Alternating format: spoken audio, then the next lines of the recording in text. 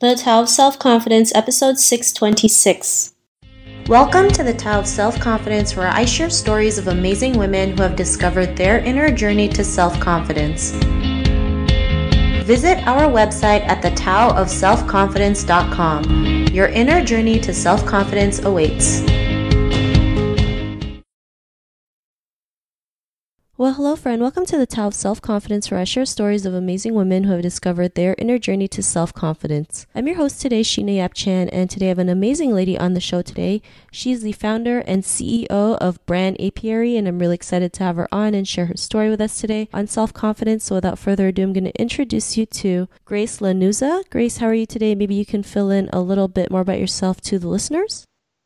Hi, Sheena. Oh my goodness. Thank you so much for having me on. This is such an honor. I've heard so many great things, and it's so amazing to be a part of like your lady boss posse that you have on your podcast. So, hi everyone. Thank you so much for tuning in and listening. So, as Sheena had said, I am the founder of a Brand Apiary. So basically, what we do is we help companies level up their brand strategy and their digital marketing. So yeah, I love branding. I eat, live, breathe it pretty much. Awesome. Well, thanks for sharing that. And Grace, what's your cultural background? Okay. Well, I'm Filipino. I was born in Manila and then we moved to Canada. So actually now I consider myself as like Filipino Canadian. I'm based out of Vancouver, but I divide my time between LA, Las Vegas, and Vancouver because we have offices in all those cities. Awesome. Well, thanks for sharing that. And what'd be your favorite self-confidence quote? Oh my goodness. I love this one by Anais Nin. And this is how it goes. It says, and the day came when the risk to remain tight in a bud was more painful than the risk it took to blossom. That's a great quote that you mentioned. And, in your own words, how do you define self-confidence? I was thinking about this the other day because I mentor a lot. That's like my, favorite way to give back, especially to young women in business. And somebody asked me that question. And really, for myself personally, my definition of self-confidence is actually that feeling. It's like this feeling when the fire is like lit within you. It's kind of like that type of feeling when you're like, yes, like I can conquer the world. Awesome. Well, thanks for sharing that great definition. And I totally believe as women, we can all conquer the world. So thanks for sharing that. And, what was your life like before your discovery of self-confidence? Wow.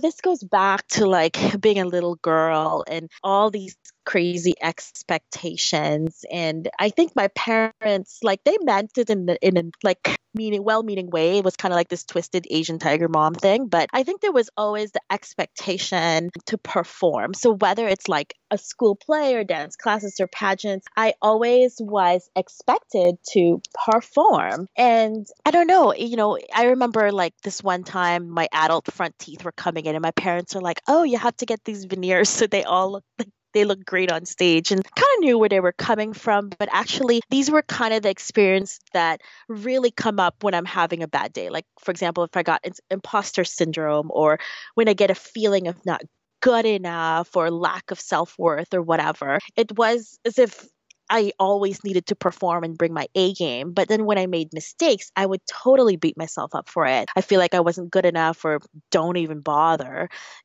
but I think these are the experiences that I really talk, and I really made that the reason to be unapologetic about the way I want to do things now and the way that I want to shape and mold myself as a human and as a woman of influence, for sure. Thanks for sharing that. And I think that's something we can all relate to, especially making mistakes, fear of making them, and living through other people's expectations, especially, as Asian women, right? It feels like we've always been told what to do. We just live that one way of life and never kind of go out of it. But what was that point in your life when you realized that you can be, the person that you are today, have that confidence to go out there and do what you love? What was that aha moment? Oh my gosh. oddly enough, like one of the aha moments was like a really dark time in my life, but I'll share like a really cute one. Throughout the years, there were definitely some sparks of like, what is this self-confidence thing? I one time saw this ad like back in 1997 where there was tryouts to be like a professional cheerleader on the CFL for the BC Lions, which is the team here in Vancouver. And I was like looking at the ad, and I remember having a conversation with myself, and I said, if I don't do this now, I'm never going to do it. So I did it. I went to the auditions on a whim, and I got there. And there was like this huge lineup of like 200 girls, and they're all doing splits up the wall. And I'm thinking like, oh my gosh, I can't do that, but I thought, why not? If I don't like it, I'll just leave. No one knows me. But I made it. I made it on the team. And so those were the moments that were really defining, where I felt like I accomplished things on my own terms. And there were very dark moments, aside from that. Like that was a very happy and triumphant moment. But again, the dark moments, those were the ones that I really used to propel myself, and just decide to power through and show up for life. It's one of those things. It's like, be a big girl and like show up. So for example, I got married at 21 at a very young age. And by 23, I was divorced. And I thought, oh man, like, holy crap, like who would want me now? But the realization that there was, wait, your whole life is ahead of you. And I'm like, now is my chance to decide wherever the hell I want to be. And I did just that. I think that moment was a turning point on how I really understood and I really began how to truly love myself. And again, being unapologetic about it. Awesome. Well, thanks for sharing that. Sometimes, when you're at your darkest moments of your life, there's no other way to go but to go up, right? And, we go through these for a reason, right? To build strength, to learn a lesson, to build a skill, to be more confident. Because no matter what, we're going to go through good times and bad times. It's how we react to them that matters the most. And, because of what you've done, your realizations, what's your life been like now? Wow, back then thinking about it, and I was just doing this exercise the other day that actually took me back to that point. I was coming out from a very broken place. I was a very broken person. And I think at that time I was desperately trying so many things on for size, so to speak, because I didn't really know who I was to begin with. And then I was living this life where I was doing what was expected of me and not what I really wanted to be or try to be, try to want to be. So I think after going through the divorce at such a young age, I really was grateful for that learning experience. And life is amazing, By the way, with the divorce, spoiler alert, my ex-husband and I are still business partners to this day. We're great friends by being confident. There's total honesty there and care for each other as individual people. I would say when somebody says, what is it like to forgive someone or have full forgiveness? I really think of my relationship with him, because there's really been full forgiveness there and just like moving forward and living the best life possible.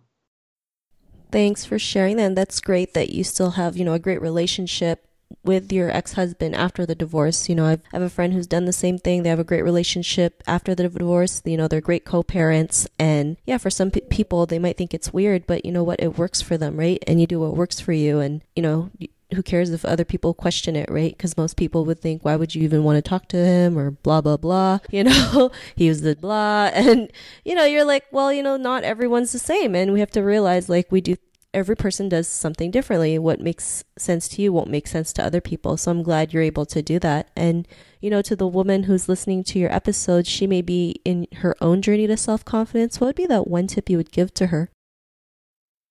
Oh man, I would say be kind to yourself, and also the best is yet to come. Try things because there will be no regrets. It's just lessons learned. So be totally real. And if someone tells you you're too much, or you wear a mask, or you're too plastic, you're too fake, somebody told me that recently. They were like, your self-confidence, like you wear a mask, you're fake. And I was so offended, because I was like, you have no idea the journey that does this hole that I like crawled out from, So I said, screw him. Just do what makes your soul sing and what nurtures your entire being, because you come first. If it doesn't light a spark in you, leave it. What is coming around the corner is so much better than what you already have now. So the best is yet to come.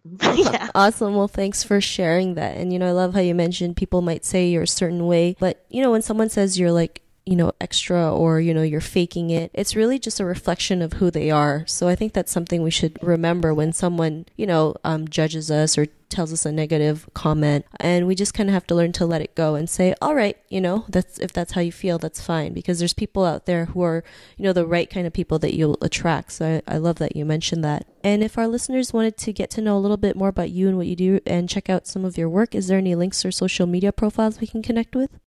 Yeah, absolutely. I'm always on Instagram. I love Instagram, and my handle is at It's Me, Grace L. And then also you can find me on a platform called Pick My Brain. So we can just link it right below, but it's pickmybrain.world. Awesome. Well, thanks for sharing that. And to our listeners, if you want to connect with Grace, you can also head on over to thetaoofselfconfidence.com and search for Grace's name. Her show notes will pop up along with everything else that we talked about. And I really just want to thank Grace today for taking the time to share her story and tips with us on self-confidence. So thank you so much, Grace. Oh my God, thank you so much for having me here. It was such an honor. And I'd love to hear from you. So hit me up on social media with all of your self-confidence stories, and let's keep it going. Awesome. It was really great having you on the show. And to our listeners, be on the lookout for another new episode of another amazing woman's journey to self-confidence, and we'll talk to you soon. Bye for now. Thank you for tuning in to another amazing episode of the Tao of Self-Confidence. Get your free self-talk tape for building self-confidence by visiting our website at thetaoofselfconfidence.com. Your inner journey to self-confidence awaits.